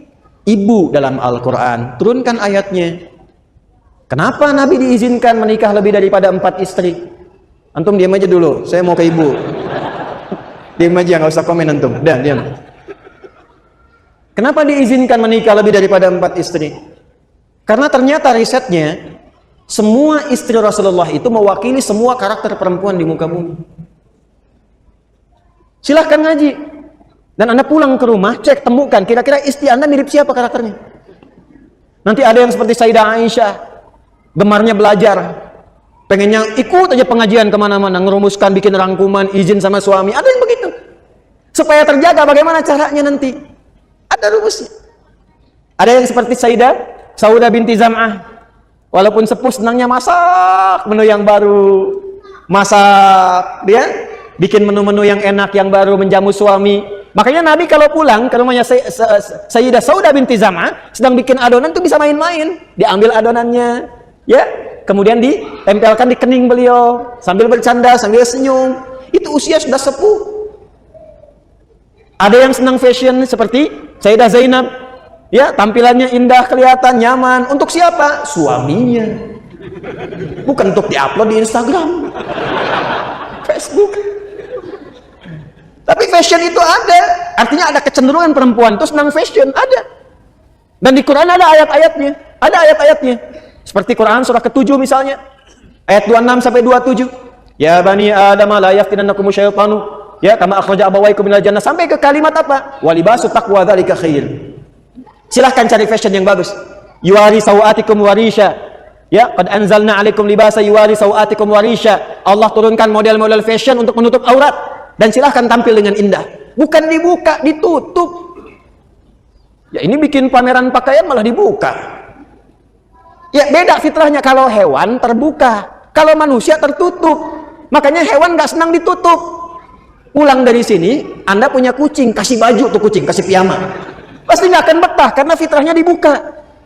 Tuh delman, kuda. Saya pernah lihat tuh kuda jalan-jalan gitu kan, keliling-keliling tuh. Dulu dekat gasibu, ada dekat ke kebun binatang. Saya belum pernah lihat kuda pakai celana. Dia senang aja keliling, kan, lihat orang senyum. Padahal terbuka. Manusia tidak, tertutup. Makanya kalau ingin berlomba menata busana, kalau ingin dibuka, jangan berlomba dengan binatang, nggak akan menang. Tutup. Nah ini contohnya, Bu. Contohnya. Nah sebaliknya nanti di laki-laki melekat pada Nabi. Antum profesinya apa? Sebagai ayah ada, anak ada, bapak ada, kakek ada. Kemudian pemimpin ada, pedagang, pengusaha, Nabi melakukan itu. Koordinator, iya. Menggembala kambing, iya. Dari usaha yang paling sederhana sampai yang paling kompleks Nabi lakukan. Turunannya di mana? Hadis. Nah, ada orang yang tidak memfungsikan imannya. Dia melihat Quran, dia sudah bacaan saja. Kadang-kadang mau baca-baca, mau tidak-tidak. Dan ada yang lebih parah. Dia tidak ingin mendapatkan Quran sebagai panduan, hanya memosisikan sebagai produk budaya semata. Maka semua yang dibaca di Quran gak dipahami sebagai panduan. Kadang-kadang hanya menjadi amunisi untuk berdebat saja. Nah itulah di ujungnya, wa ma yudhillu bihi illal fasiqin. Tidak ada yang memosisikan Al-Quran kecuali hanya sebagai sumber-sumber perdebatan, sumber-sumber olokan. Ada sekarang yang mengolok-olok Quran? Ada yang mengolok-olok syariat. Ada yang mengatakan Al-Quran produk budaya. Tidak mendapatkan apapun dari Qurannya. Siapa tipikal orang demikian? Ini yang kita keluarkan pedomannya, bukan untuk menunjuk 1-2 orang. Gak boleh begitu. Jangan sampai terjadi pada diri kita sehingga tak mampu menangkap Quran sebagai pedoman. Itu poinnya. Maka masuklah kepada ayat ke-27, dan ini bagian akhir dari kajian kita. Wa ma yudhillu bihi illal fasiqin. Orang-orang yang tak mampu mendapatkan petunjuk kemuliaan dalam Al-Quran sehingga menatap Quran sebagai pedoman, ada satu golongan. Dan waspadalah, jangan sampai sifat golongan ini tertanam dalam diri seorang muslim sehingga tak mampu mendapatkan petunjuk dari bacaan Qurannya. Ingat, setiap materi yang saya tuliskan ini penting, dan saking pentingnya agak susah dihapus tuh. Ya? Mungkin kita balik ya. Coba kita balik dulu. Jazakallah khair. Ayo terus. Ayo. Ya, sampai kiamat kurang 2 hari juga susah gitu. Putar, dibalik. Jazakallah khair. Alhamdulillah. Masya Allah. Kalau hati yang putih dan bersih sudah banyak tinta yang menghambat dan menuliskan diri kita jauh dari kebaikan, maka balik. Tampilkan yang baiknya. Membalik itulah namanya taubat. Apa namanya? Taubat. Maka papan tulis baru taubat tadi ya. Gak apa-apa, ini saja. Teman-teman lihat sini, fokus. Baik, perhatikan baik-baik. Saya akan padatkan dan saya cukupkan dengan ini. Ayat 27. Quran surah 2 ayat 27. Ada 3 ciri utama makhluk. Saya sebut makhluk karena iblis pun pernah terjebak dengan sifat ini. Nanti saya cerita belakangan kalau waktunya masih memungkinkan. Kita tarik ke dunia manusia dulu, ke kita saat ini.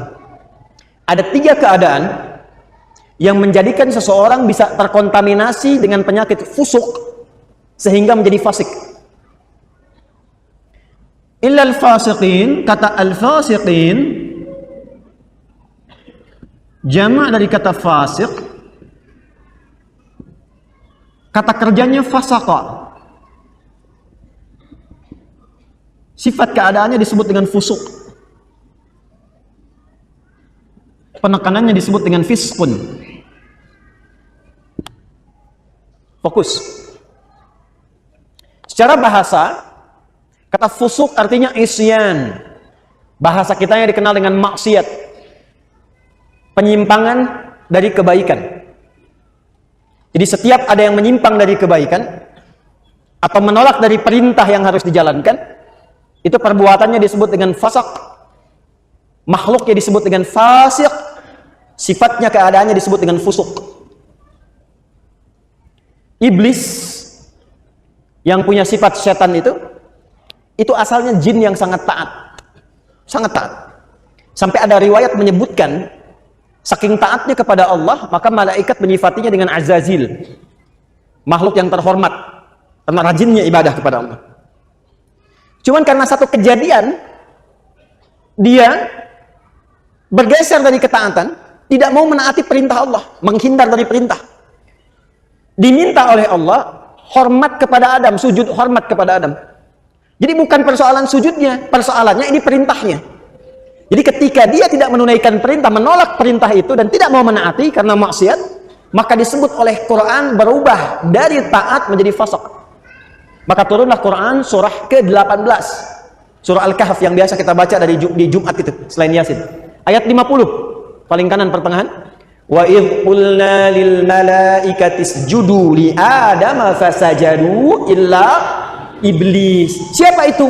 Kana minal jinni fafasaqa. Fafasaqa an amri rabbi. Asalnya kata Al-Quran, iblis itu dari jin yang sangat taat. Dari mana taunya taat? Karena lawannya fasak ini. Fasak itu lawannya taat. Apa ayuti wa taat. Tapi karena tidak taat pada perintah Allah, tahu dari mana tidak taatnya? Quran surah 7 Al-A'raf ayat 11 sampai 12. Qala ma mana'aka alla tasjuda idh amartuk. Hei kamu, kata Allah, kenapa kamu nggak taat ketika aku perintahkan untuk sujud? Apa yang mencegah kamu untuk hormat pada Adam ketika aku perintahkan? Kata Allah, hei iblis, bukan masalah sujudnya, ini perintahku, kenapa nggak mau taat? Maka iblis menjawab, ana khairum minhu, khalaqtani min narin wa khalaqtahu min tin. Aku lebih hebat dibandingkan dengan dia. Kau ciptakan aku dari api, dia dari tanah. Nggak level, yang tinggi hormat ke bawah. Membawa kesombongan kepada diri itu namanya istakbar. Istakbar, menampakkan kesombongan namanya takabur.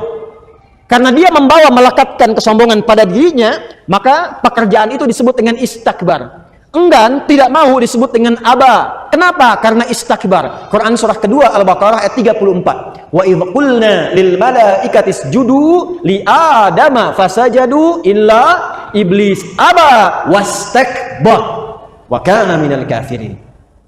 Makanya ketika keburukan menutupi kebaikannya, ingat, ada baik menutup buruk, ada buruk menutup baik, itu beda.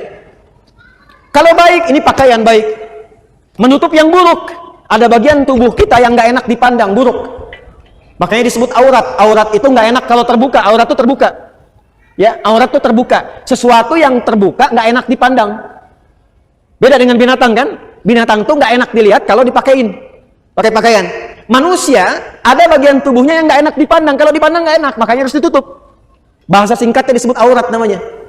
Nah, yang buruk ditutup dengan yang baik, maka yang baiknya disebut dengan libas namanya. Dari kata labisa disebut libas, wa libasu taqwa dzalika khair. Sebaliknya, kalau yang buruk menutup yang baik, sudah ada yang baik, ditutup yang buruk, maka berubah kalimatnya menjadi balasa. Makhluk yang ketutupan itu disebut dengan iblis. Iblis kenapa disebut dengan iblis? Disebut dengan iblis untuk menggambarkan karena dia menutup semua sifat baiknya dengan kesombongan dan keburukan itu. Makanya sejak saat itu diharamkan oleh Allah kesombongan seakan-akan mengenakan jubah keagungan Allah Subhanahu wa taala. Jelas di sini? Balik sini. Nah, fasak itu perbuatannya. Fasik itu orangnya. Fasikin itu jamaknya. Secara singkat, fusuk ini sifatnya lawan dari taat, namanya maksiat. Jadi perbuatan-perbuatan maksiat yang dikerjakan oleh seseorang itu akan menutup keadaan dirinya, baik pandangan atau pendengaran bahkan lisannya, untuk bisa berinteraksi dengan Al-Quran dan menjadikannya sebagai pedoman. Contoh, singkat dan cepat saja. Ini mata nih. Kalau mata ini sering dipakai berbuat maksiat, maka maksiat itu lawannya taat. Jadi kalau maksiatnya naik, taatnya turun. Maka mata ini kalau dialihkan kepada Quran, nanti kalau sering dipakai maksiat untuk lihat Quran saja susah, nggak bisa. Maka alih-alih mendapatkan pedoman dari Quran, untuk lihat pun kadang-kadang nggak mampu. Padahal mushafnya sudah dia kumpulkan. Ada jenisnya dengan tajwid, tajwidnya berwarna. Ada yang jenisnya besar, yang kecil, yang perkata, yang macam-macam. Itu dia koleksi, dia simpan. Tapi anehnya begini, setiap melihat mushaf itu nggak mampu hanya untuk mengambil atau melihatnya saja. Lewat lagi sampai berdebu. Baru ketika ada pengajian datang ke rumah, mama, mana mushaf kita yang ditempel itu di dinding? Ditempel di dinding. Apa tadi lihat? Nah, kalau sehari nggak bisa tuh berinteraksi dengan mushaf, dengan Quran, ambil mushaf yang paling besar, simpan di ruang tengah, tengah malam, buka begini, jangan dibaca, tanyakan dulu pada diri kita masing-masing, mengadu ke Allah, ya Allah, maksiat apa yang aku kerjakan di mata ini sehingga tak sanggup melihat Al-Quran sampai detik ini. Telinga, Anda dengar ngaji, dari masjid dengar ada tahrim, anak-anak dengar bacaan Quran, ada pengajian-pengajian, tapi telinganya nggak sanggup dengar. Kok kayaknya nggak enak? Ada yang gelisah, ada yang jenuh, bahkan ada yang anti. Artinya apa? Telinga ini seringkali digunakan untuk mendengar yang salah, maksiat. Quran surah ke-6 misalnya ayat 25, wa fi adanihim waqra, di telinganya ada sumbatan. Telinganya ada sumbatan. Nah, ada 3 perbuatan besar dari maksiat ini yang kalau dikerjakan itu dan kita berlindung pada Allah dari 3 perbuatan ini, Kalau dikerjakan itu, maka secara otomatis dia akan mempengaruhi pelakunya langsung mendapatkan sifat fusuk dan berpotensi menjadi fasik sehingga tak mampu mendapatkan pedoman-pedoman dan petunjuk dalam Al-Quran.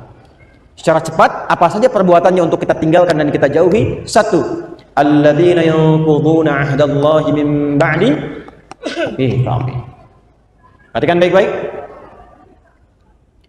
Yang pertama, penyakit ini berpotensi menyerang semua kalangan karena itu menggunakan kata alladzina.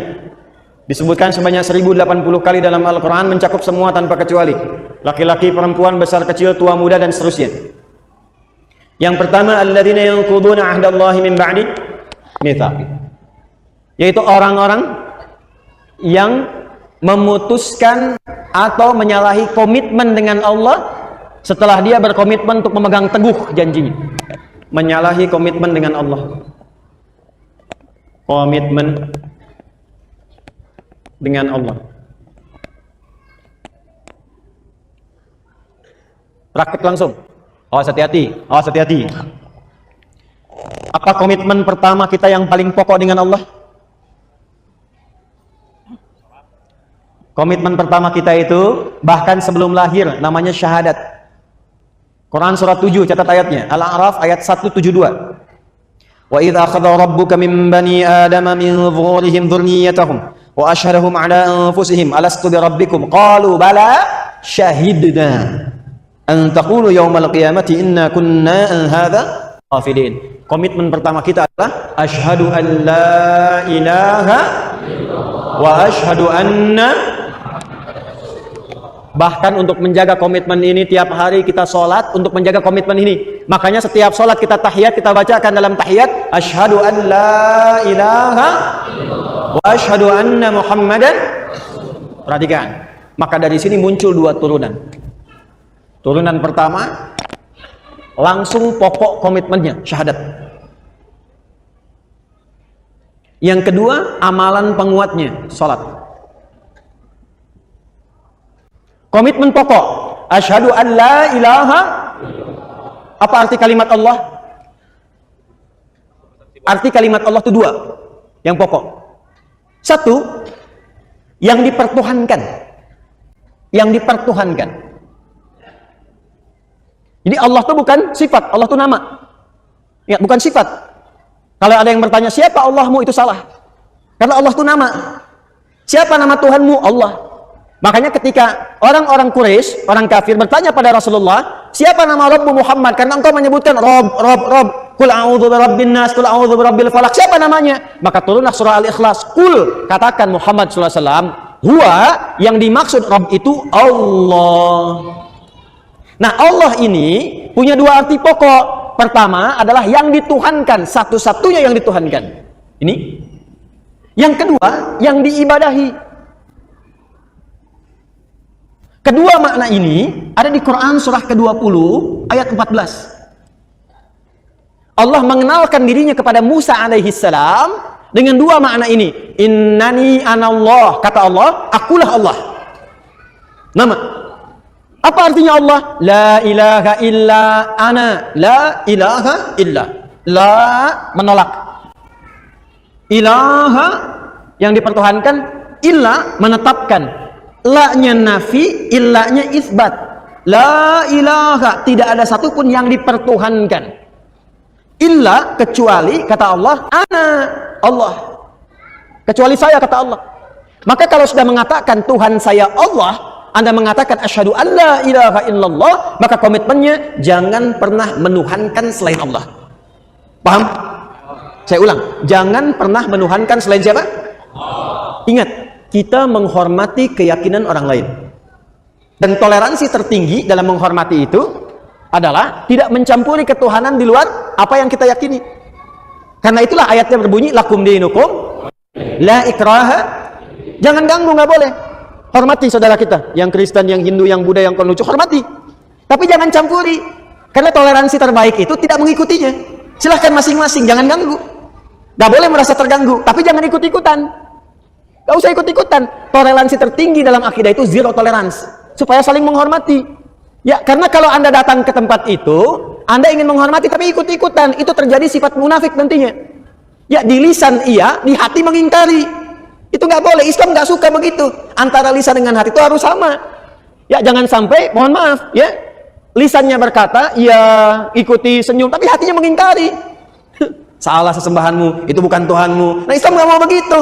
Hormati orang lain, silahkan yakini apa yang Anda yakini. Kalau pengen tahu tentang Islam kami ajarkan, ya, tapi jangan ikut-ikutan dan tidak boleh mengganggu. Itu yang paling indah. Lakum dinukum.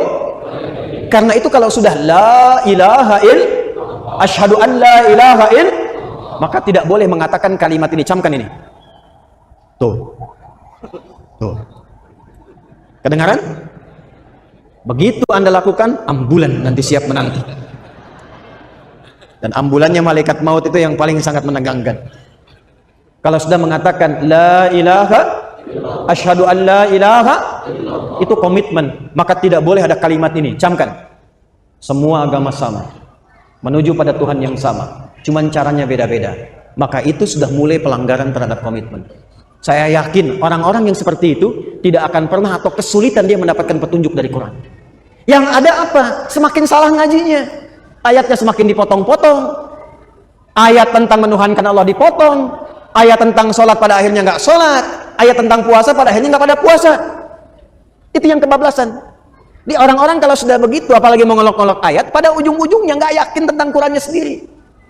Dan kalau dites ngaji, ujungnya nggak bisa ngaji juga itu. Ini yang bahaya. Di orang-orang yang seringkali melanggar komitmen, pada akhirnya sulit mendapatkan petunjuk dari Al-Quran. Yang ada, Quran akan dipotong-potong sesuai dengan selera nafsunya. Jelas? Awas. Saya kalau akidah agak tegas ya. 2, sholat. Ini amalannya.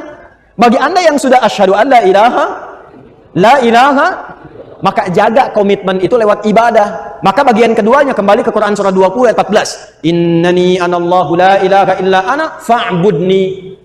Buktikan untuk menyembah Allah, yang dipertuhankan diibadahi. Bagaimana caranya? Wa aqimis sholata lidzikri. Jaga la ilaha illallah itu lewat sholat. Makanya kalau ada orang yang sudah mulai malas sholat, itu secara otomatis akan sulit berinteraksi dengan Quran. Nggak percaya silakan. Anda, jangan Anda lah ya. Kalau ada orang yang sudah mulai malas sholat, bahkan meninggalkan sholat, jangan harap dia mau ngaji. Apalagi mendapatkan petunjuk dari Quran.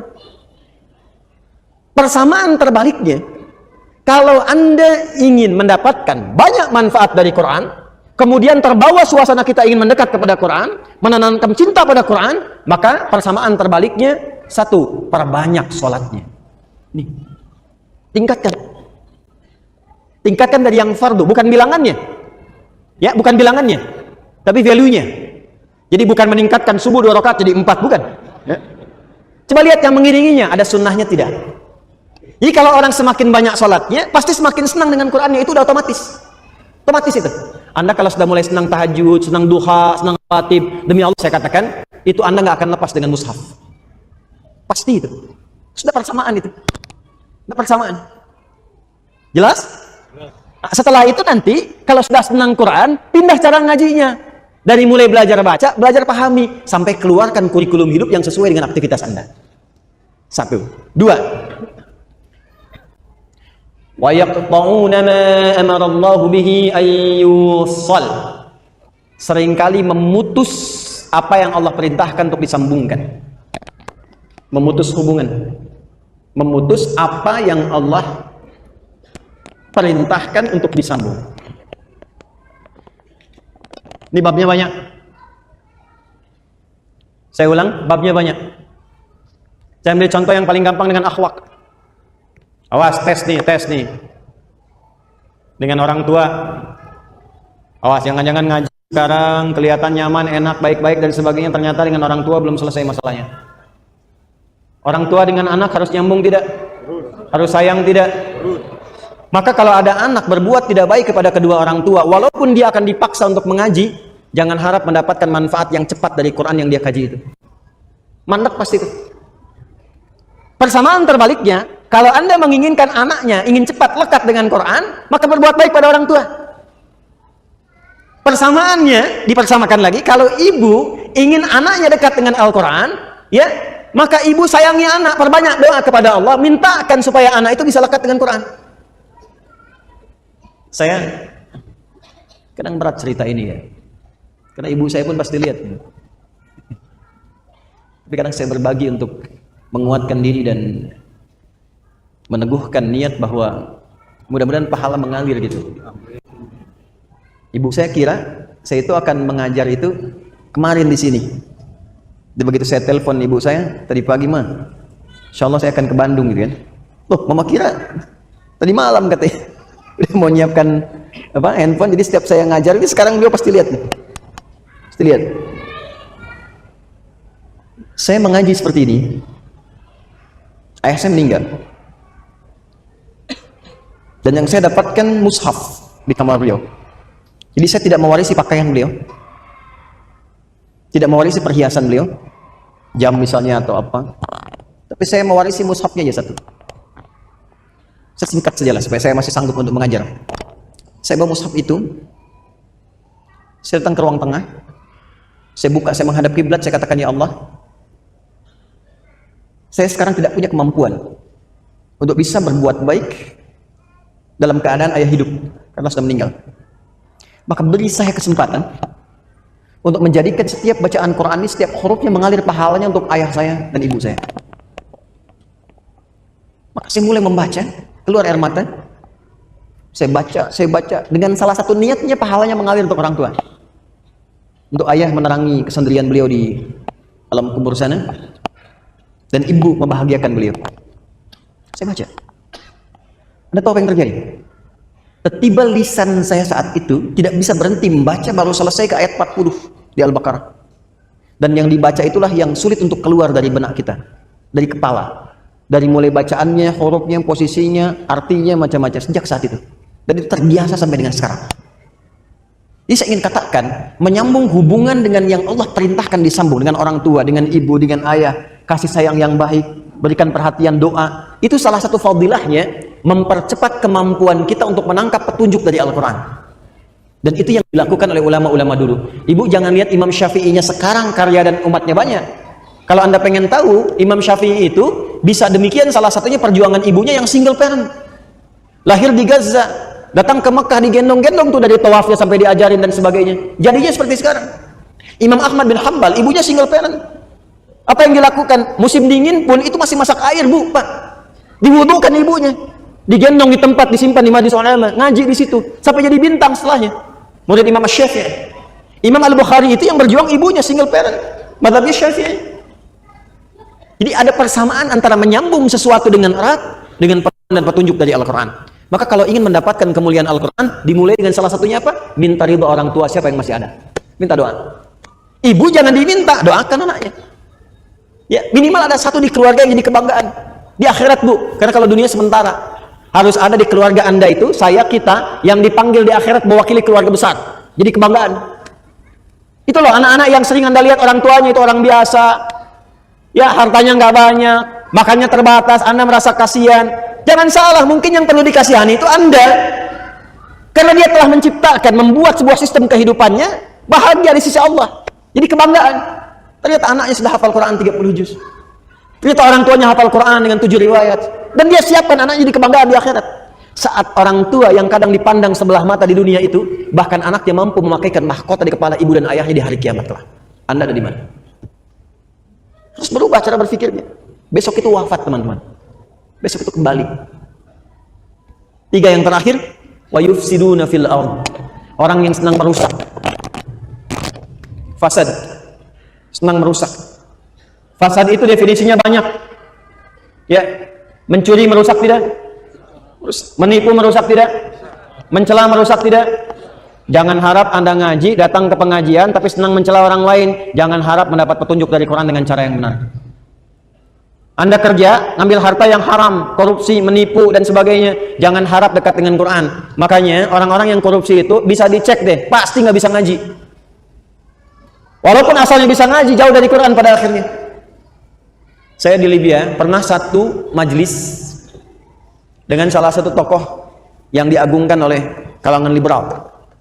Namanya Jamal Al-Banna. Jamal Al-Banna ini dulunya itu salah satu yang sangat concern dalam hadis, hafal Quran. Tapi satu kali terjadi perubahan dalam hidupnya, singkatnya dia keluar ke barat, di barat berubah pandangannya, punya interaksi yang salah, yang keliru, maka pikirannya berubah menjadi liberal. Satu kali ke Libya, ke Tripoli, jadi kami itu punya pelajaran salah satunya al-istishraq wa tansir, gerakan-gerakan orientalis, tokohnya siapa aja. Dahsyatnya kurikulum di sana, kalau sudah belajar nanti tokohnya diundang kalau masih hidup. Jadi kita berdialog, tahu pemikirannya bagaimana. Secara singkat, masih ada videonya sampai sekarang. Gambarnya, fotonya saya masih ada. Itu begitu datang, kita duduk sama menyimak. Itu membaca yang paling ringan dalam Al-Quran, yang jadi favorit Anda sekalian. Kan ada 3 surat paling favorit di muka bumi untuk setiap muslim saat ini. 3 qul terakhir kan?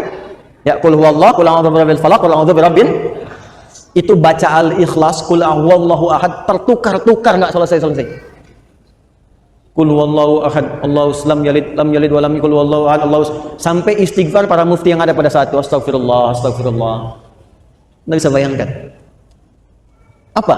Karena Quran yang baik tidak akan bercampur dengan yang kotor. Jadi kalau sudah mendapatkan dengan cara yang kotor, harta yang kotor, pikiran yang tidak baik, nggak akan pernah Quran jadi petunjuk dalam hidupnya. Ini. Maka kalau ingin jadi ahli Quran, jangan merusak. Anda mahasiswa jangan nyontek. Jadi mahasiswa yang jujur. Bekerja yang benar, belajar yang benar. Masuk kelas disiplin. Nanti kalau Anda udah jadi ahli Quran, Anda akan menikmati bagaimana Anda menuntut ilmu. Jadi senang belajar itu, nikmat, nyaman. Ya, dan potensi Anda akan muncul. Menapak ke bumi, terhubung dengan Allah dengan sangat kuat. Energi potensial begitu kan? EP sama dengan M dikali G kali H kan? Energi potensial sama dengan M dikali G kali H, gitu kan? Massa kalikan gravitasi kalikan ketinggian. Anggaplah ini Anda, gravitasinya menapak bumi dengan aktivitas Anda, H-nya height tersambung ke atas. Walaupun ini adalah mengambang yang tidak menempel, tapi potensinya ada di situ. Kalau Anda mampu memijak bumi dan menyambungkan diri Anda kepada Allah dengan kuat, maka semua potensi yang ada pada diri Anda akan keluar. Tinggal Anda rubah itu menjadi kinetik. EK sama dengan setengah M dikalikan V kuadrat. M kalikan V kuadrat. Usaha Anda nggak akan banyak lagi, cukup setengah, tapi percepatannya banyak. Kalau Anda ingin rubah jadi pekerjaan dan beraktivitas, gabungkan potensial dengan kinetik, maka dia menjadi energi mekanik. IM sama dengan EP dikalikan EK. Anda fisika belajar nggak sih? Mana yang ITB jurusan fisika? Betul nggak ini? Hah? Betul nggak? Betul kan? Tapi nanti energi itu juga bisa berubah. Mesti ada daya, mesti ada kekuatan, mesti ada waktu. Makanya rumus energi nanti berubah kan ketika masuk ke energi listrik. Ya kan? W sama dengan apa rumusnya? P dikalikan T kan? Ini dayanya, kekuatan, ikhtiarnya, waktunya terbatas. Jadi Anda mengeluarkan energi itu, ya itu terbatas waktunya sampai ajalnya tiba. Quran surah 7 ayat 34. Maka manfaatkan waktu sebaik-baiknya, tanamkan jarak dengan kuat, atur kecepatan dan manfaatkan waktu dengan baik. Maka muncullah rumus jarak S sama dengan V dikalikan T. Halo? Saya senang fisika itu. Saya masih senang belajar baca sekarang. Kalau waktu-waktu senggang saya ke toko buku, yang saya beli itu fisika, kimia, modul-modul sekolah gitu, saya pelajari lagi, saya lihat-lihat. Kenapa? Karena Allah mendesain alam semesta ini untuk bisa dibaca dan dikaji, dan pusat kajian itu dasarnya berupa pengetahuan. Allah menetapkan nih, kan fisika itu membaca alam kan? Bagaimana matahari berputar, berotasi, bumi demikian, interaksi awan dan sebagainya sampai di bumi, di laut dan seterusnya. Maka Allah berfirman, "Inna fi khalqis samawati wal waqtilafil laili wan nahar la ayatil ulul albab." Itu melihat, meriset, menghitung, maka memunculkan ilmu. Nah, ilmu ini itu untuk melihat, meriset tadi untuk membuktikan kebenaran Allah. Benar nggak seperti yang Allah firmankan? Makanya orang yang pintar itu tujuan kepintarannya untuk mengenal Allah. Di semakin Anda pintar fisika, pintar kimia, pintar matematika, pintar biologi, semakin Anda mengenal Allah. Jadi kalau Anda jadi pakar di bidangnya tapi nggak kenal Allah, Anda masih bodoh. Catat tuh. Ngapain pintar-pintar nggak kenal Tuhan? Ya, kalau cuma untuk dunia, maaf, jangankan yang beriman, yang belum beriman pun bisa melakukan itu. Tapi ayat ini disusun untuk mendekatkan diri kita dengan Sang Pencipta, sehingga ketika pulang Anda punya kebanggaan insya Allah. Jelas di sini? Halo, jelas? Maka hati-hati dengan unsur-unsur fusuk yang bisa menyebabkan fasik. Ada 3 maksiat utama. Masih ingat satu apa? Melanggar komitmen utama dengan Allah. Apa komitmen yang paling pokok? Asyhadu an la ilaha illallah. Baik, wa asyhadu anna Bagaimana cara menjaganya dalam bab apa? Salat. Semakin tingkatkan salat, semakin cepat kita mendapatkan cahaya Al-Quran. Apalagi kalau rajin jamaah, tidak pernah imam membaca dalam salat kecuali ayatnya seperti yang kita butuhkan. Yakin itu. Karena imam tuh kadang begini, udah menyiapkan ayat, tapi ketika sudah takbir, kadang bisa berubah ayatnya. Saya barusan pengen baca Al-Isra ayat 78 sampai 81. Tapi ketika mulai takbir Al-Fatihah, yang muncul apa? Az-Zariyat. Ayat 1 sampai ayat ke-29. Itu yang tadi kita bacakan.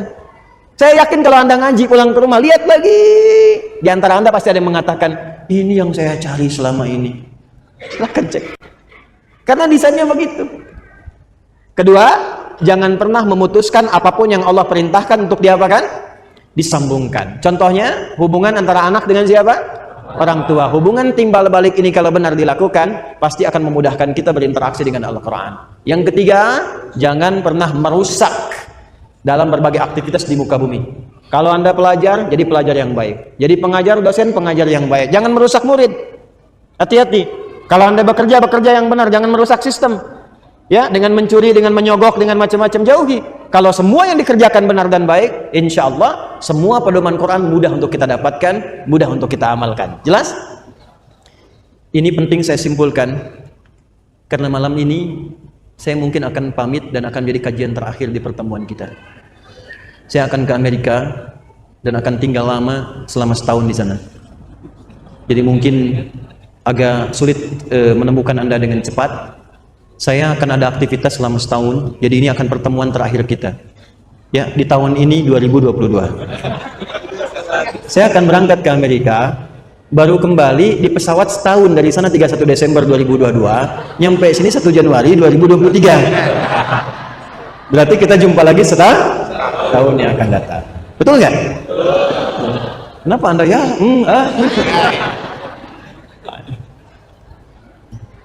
Anda yang mau ikut boleh ya.